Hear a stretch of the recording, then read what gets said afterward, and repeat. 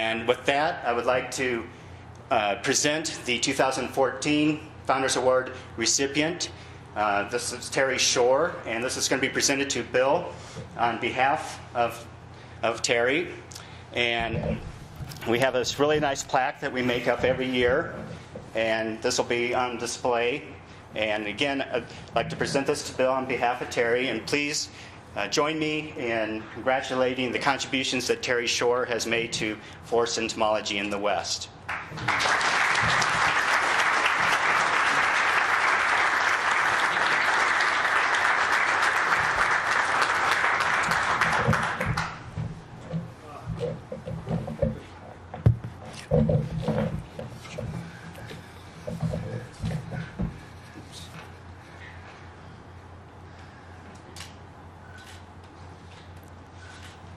Okay, thank you. Thank you.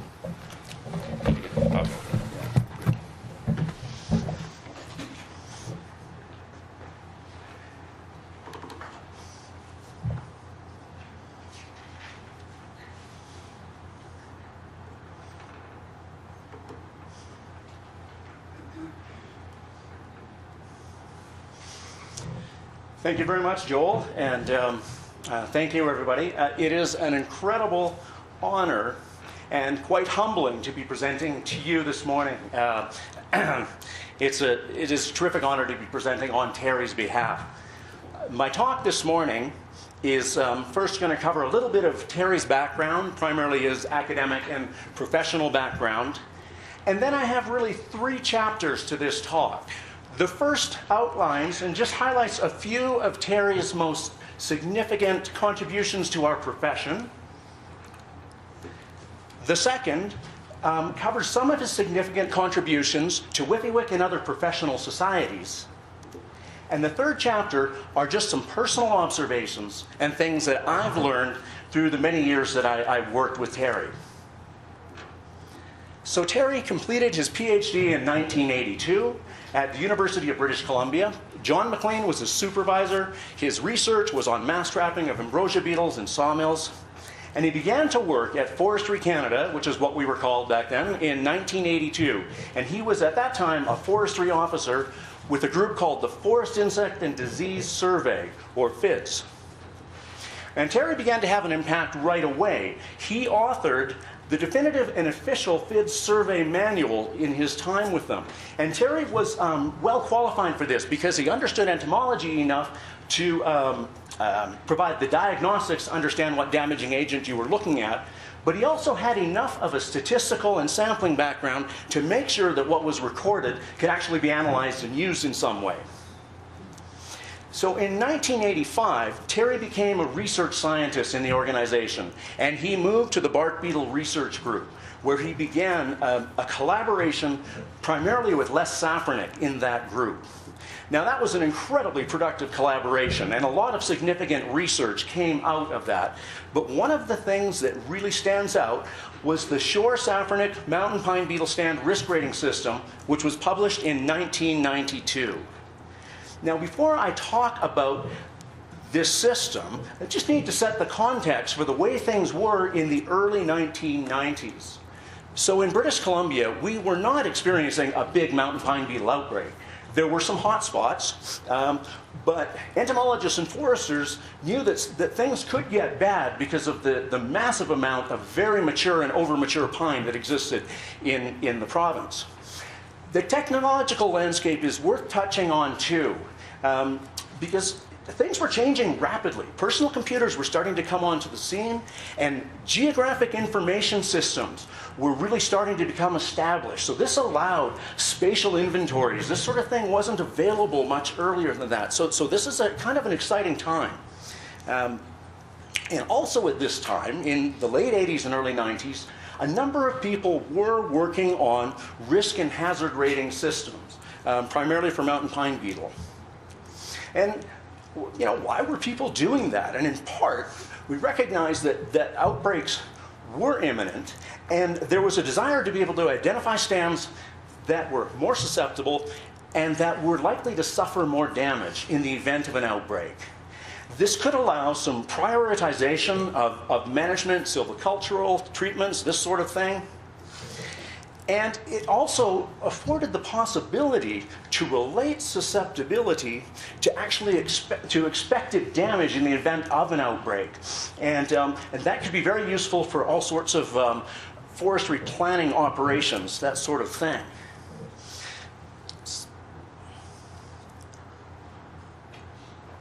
Now, one of the things that I really appreciate about the shore saffronic system is that they were very clear about defining terms used.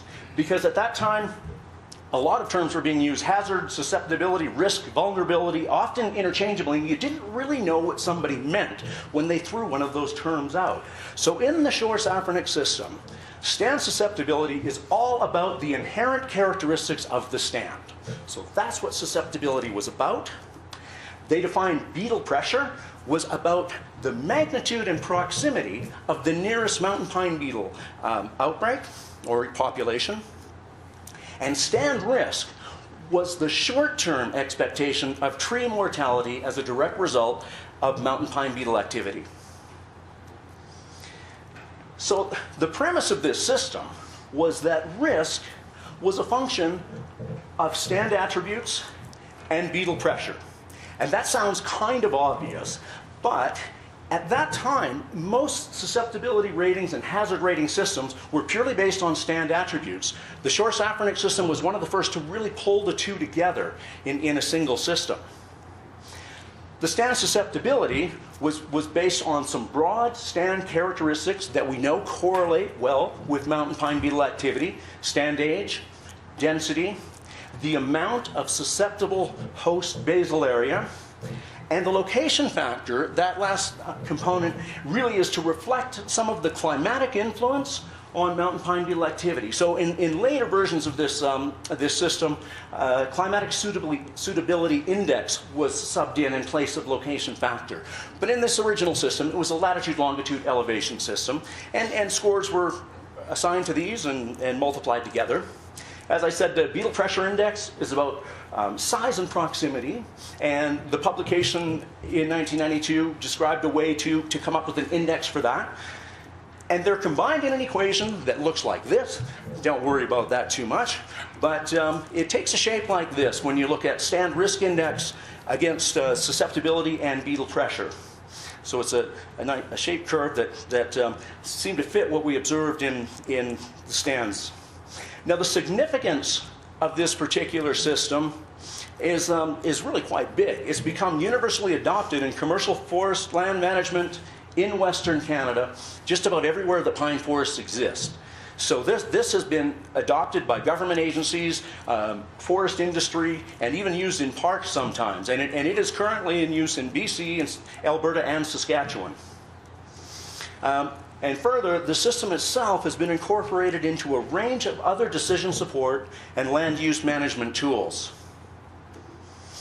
So in 1992, after publishing this, Terry's focus moved onto mountain pine beetle decision support systems. And decision support systems were kind of an exciting thing in this time, in the 90s, and it was because of this evolution of geographic information systems and personal computers that this was sort of where things were going at that time. So Terry made a case for, and he got funding to hire somebody for this work, and that was myself. Now, unfortunately, this picture is not 1992, it's a little bit later than that. I don't have anything from 1992 of the two of us together, but I'll talk about that a little bit later too.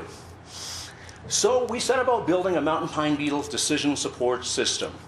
And there's some pieces that we built. We created a Windows PC version of the standard susceptibility risk rating system. And I have to let you know that was for Windows 3.1. So this is the era that we're talking about. And we worked with several people, both in the province and in industry, to incorporate the system into their GIS system so it could be a part of their planning and their forest inventory. We also created a searchable literature database. And this sounds like such a simple thing, but you have to remember the state of technology at that time. The internet, as we know it, didn't exist then. The internet certainly existed, but the World Wide Web didn't. There were no web browsers, there were no websites, there were no there weren't even search engines at that time. It was a much more primitive sort of thing. So what we did is we simply took the most current publications on bark beetle biology and management and created a database front end and shipped this as a standalone product so we could send a diskette out to remote corners of the province or anybody that was interested in having access to this information, because they couldn't just go to a library and get it. This stuff was a lot less attainable back then. And so that seems like sort of a quaint product today, but it's one we received a whole lot of recognition for from people in the province. They really appreciated that. We also built a stand-level impact model called MPV-SIM. And we built an expert system with the Ministry of Forests in BC, but it was specific to a certain district. In the decision-making process, they would go through whether to allocate a stand to salvage, that is, don't try any treatment, or to some aggressive direct control. At that time, the province didn't have any published guidelines for this. That changed later, but this was sort of everybody was on their own then. Additional work we were carrying out at that time, a major thinning and spacing study that had a lot of different people working in it, some silviculturalists, ecologists, soil science people, and it was a long-term major study. We did work on other bark beetles, some Douglas fir beetle overwintering study, and stand susceptibility for Douglas fir beetle and spruce beetle, as well as some work in the north, spruce beetle in the Yukon. Now here is a picture of Terry. He is standing at the infamous and beautiful Spruce Beetle Trail near Haines Junction in the Yukon.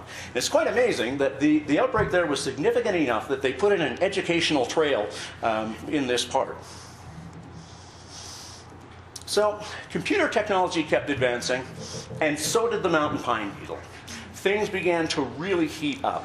So there was a desire to really take the decision support work we had done to another level, to make it more applicable and more relevant to the kind of situation that was developing in the province.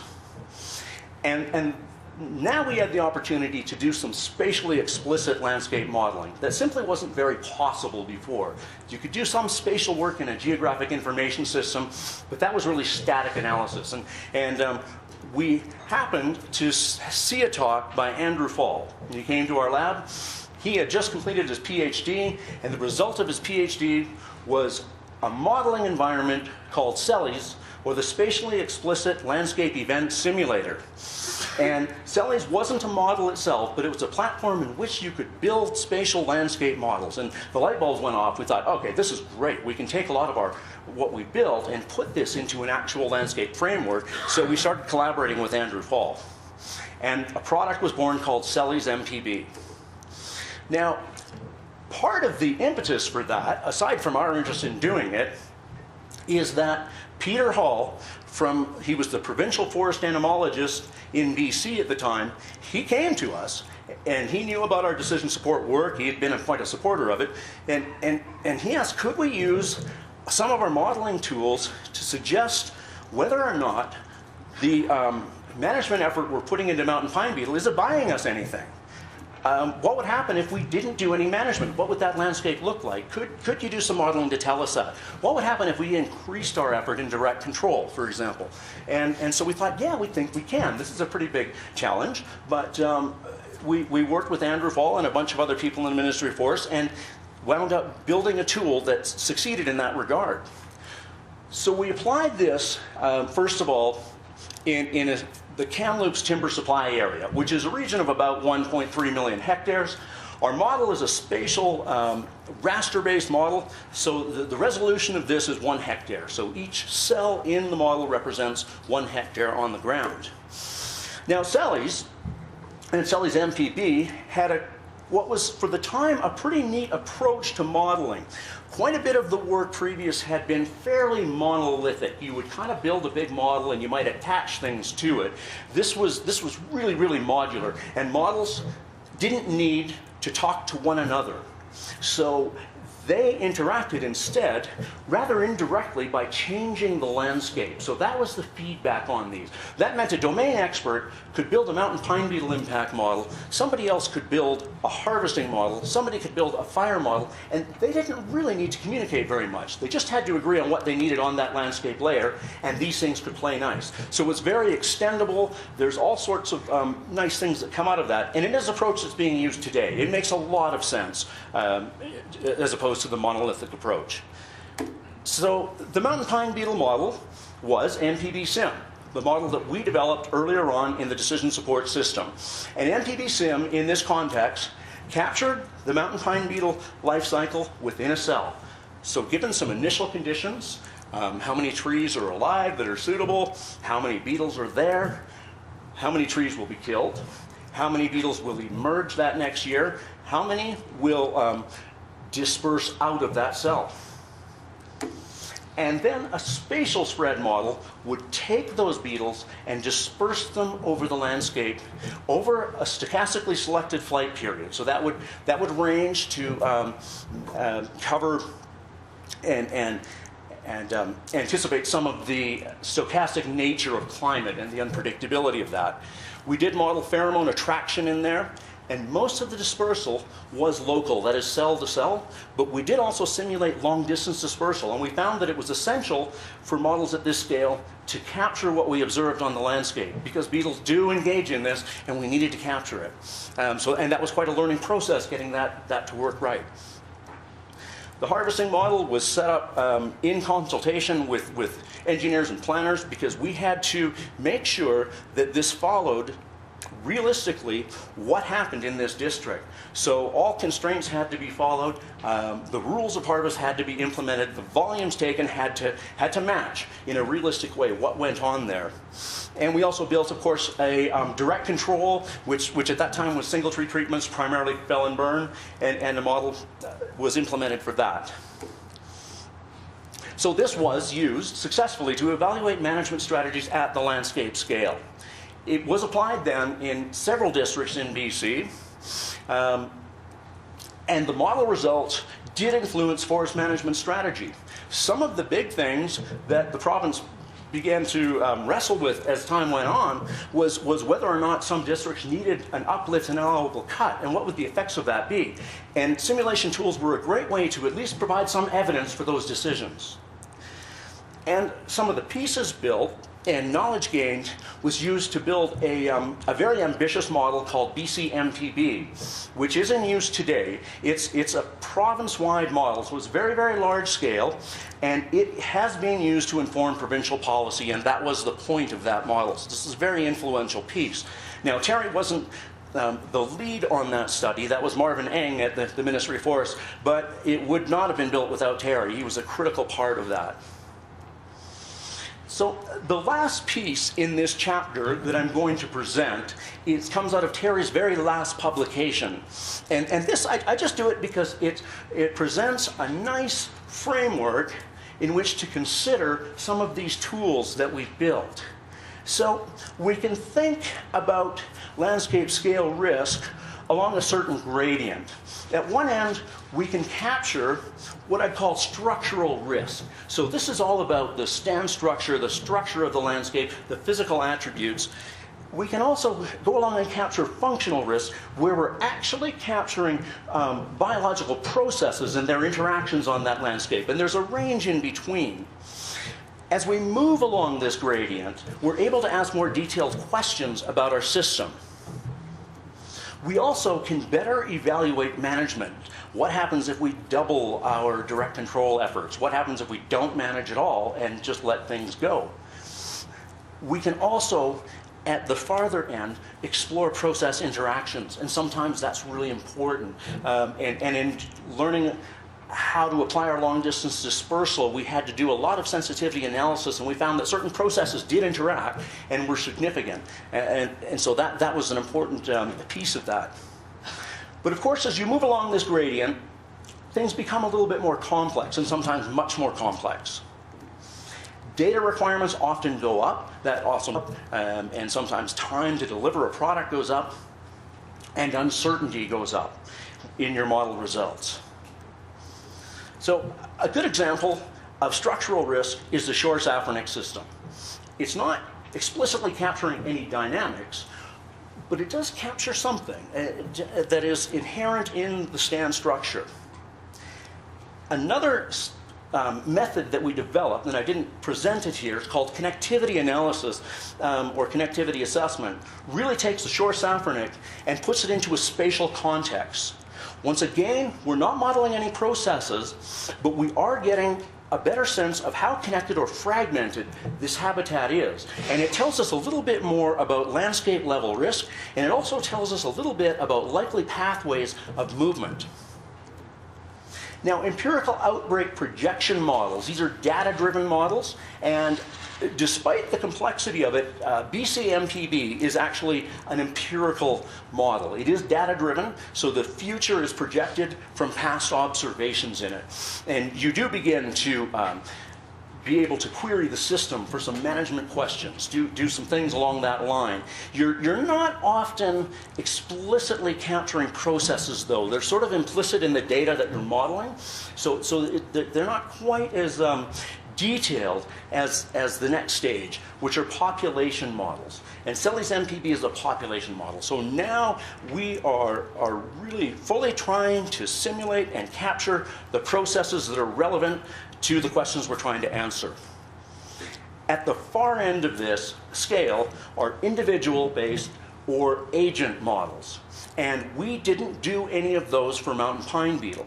They were being used largely when we were doing this for things like ungulate populations. So you actually model or capture the behavior of each individual in a population.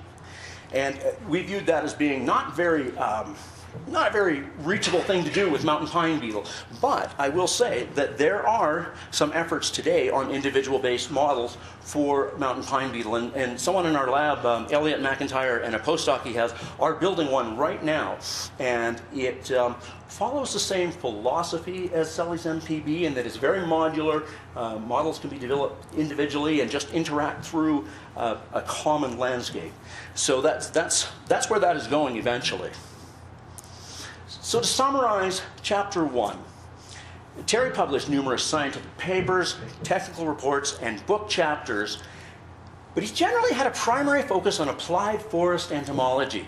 And he had a real gift for taking basic research and turning it into something usable by forest managers. And that was his real passion. He wanted to see things come into use and be employed by government in the industry.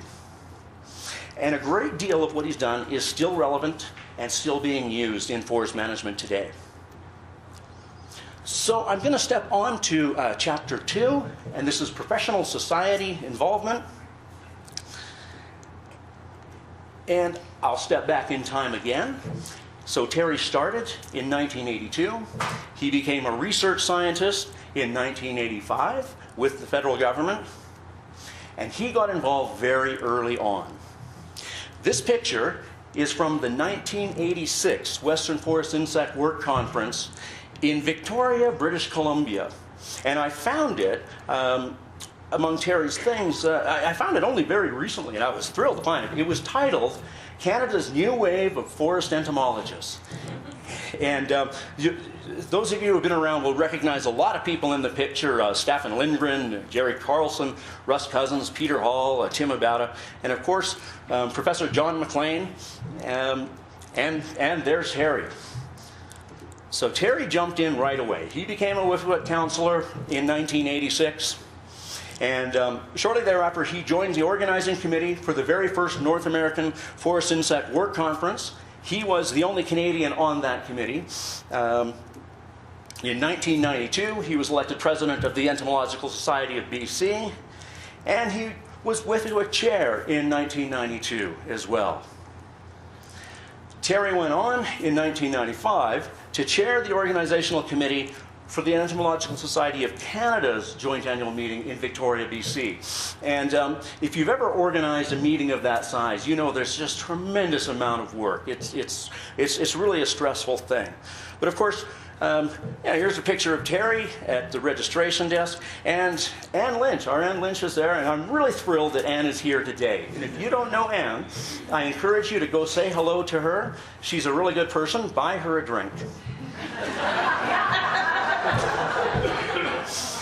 Now, attached to that meeting, Terry organized a decision support system workshop, because that was the hot thing of the day. And so he not only organized or chaired the organization of the conference, he did this meeting attached to it, and of course edited and published the proceedings.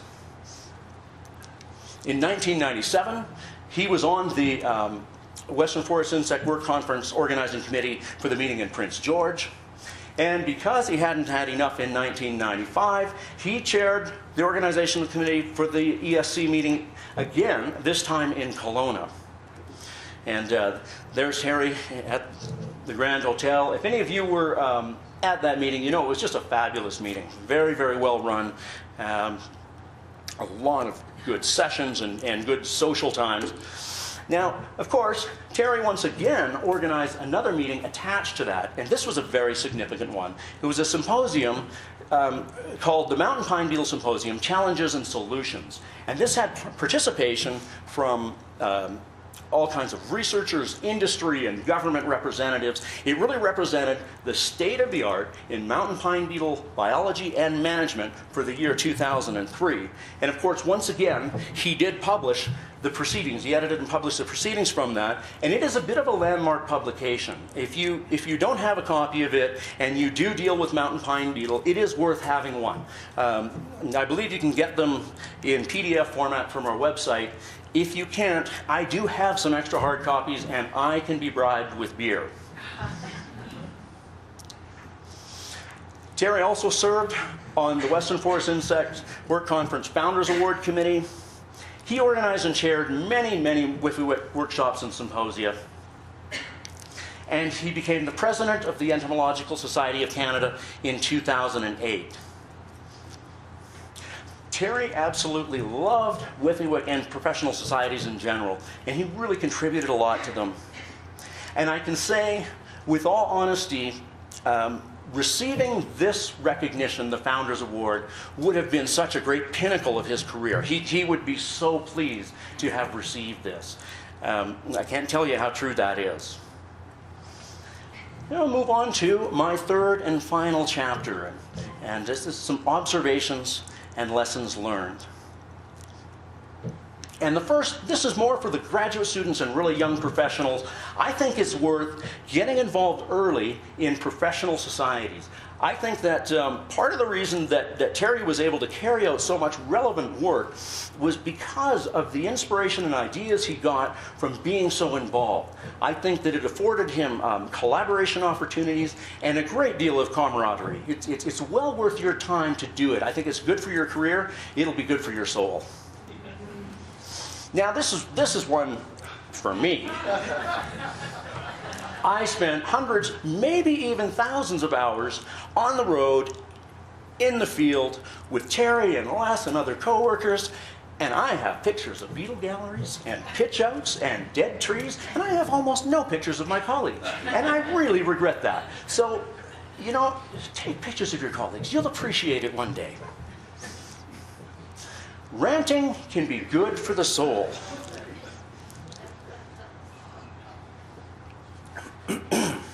Those of you who know Terry, excuse me,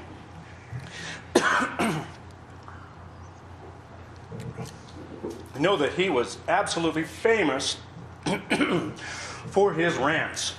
Now, when Terry ranted, he was not whining. He was shedding light on some of the ridiculous bureaucratic nonsense that we all get shackled with. And it's even worse today. I just, it absolutely makes me chuckle to imagine what he would rant about if he had to fill out the kind of travel applications that we have to deal with today. But I think it was really good. It was very therapeutic, and we all enjoyed it because, you know, you've got to be able to laugh at these things sometimes, or it gets really oppressive. And Terry was an absolute master of that. Don't ever take your colleagues for granted. Things change, and suddenly people aren't there anymore, and it's just value them while you're with them still. And find a way to laugh no matter what. Terry did, even in the midst of some pretty difficult circumstances. And I bring this up because something I didn't talk about was that Terry faced some very, very big challenges in his life. Some of you will know, but not everybody will. But in the mid-1980s, Terry's kidneys failed because of a genetic condition. Now, he did receive a transplant from his sister, and it saved his life. But he suffered many complications and illnesses as a result of this. And in fact, at his most productive years, he was often very, very sick. If you didn't know about it, it's because Terry would never complain about it. He really, that was not his way. He definitely was always maintaining a good sense of humor and through that. But that's why I say, find a way to laugh. And that was something that I learned from Terry. But sadly, in 2008, this kidney began to fail, and there was no possibility of another transplant for him for a variety of reasons. So Terry left government work, and he really just wanted to spend time with his beloved wife, Charlene, in sunnier climates. And this is my other lesson that I learned, is that the people you love are far more important than the work that you do. And keep that as a priority. Terry did enjoy life as much as possible before he passed away in, it was 5 years ago, 2010. So Terry, he is greatly missed, but his impact and his influence live on. And Terry, he's been immortalized by his significant contributions. He has a risk rating system that is used that will be for the foreseeable future that's got his name on it. But those of us that knew him, we remember him for his incredible sense of humor, his ability to laugh, and his ability to make us laugh. We remember him for his incredible generosity of spirit and his character. And finally, more than anything else, the lesson I've learned is that those are the things that matter the most. Thank you.